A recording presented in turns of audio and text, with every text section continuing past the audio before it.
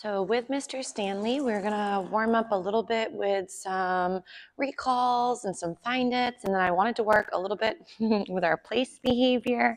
So I'm gonna throw out a few little snacks, get him to kind of get distracted, and then from there, nice job, Stanley.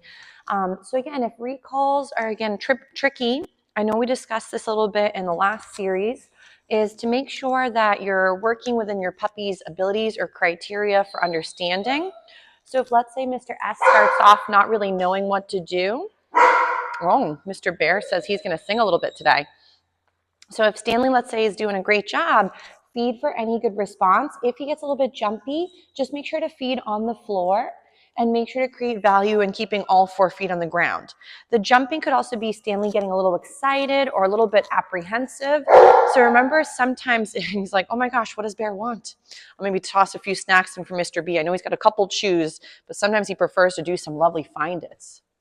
And the find-its, again, even in their little zones, can keep them occupied for a few moments while we're doing a few other little skills with the other babes in class.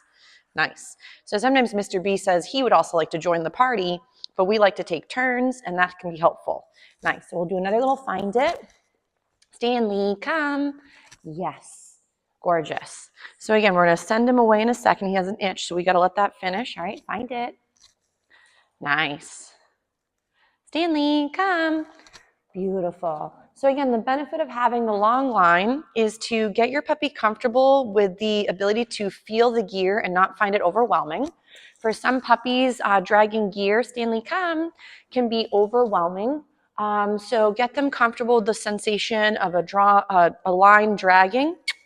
If they get to the edge, so he's noticed my little one off in the distance playing, he's like, oh my gosh, that looks exciting. So let's say he gets a little distracted. Stanley, come.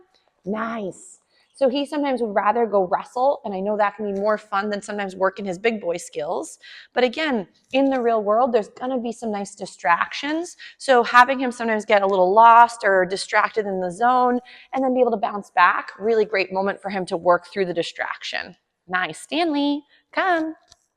Yes. So good job, sir. So ready? We'll do another little find it. Oh, those darn itches. We'll do another little find it. Get him to go search for those goodies. And then Stanley, come. So a lot of times too, as I'm going through some of the skills for the lovely boys, I do like to warm up with movement behaviors. If you've noticed, I do some find it, and then I do some bounce back or orientation towards me. Yes.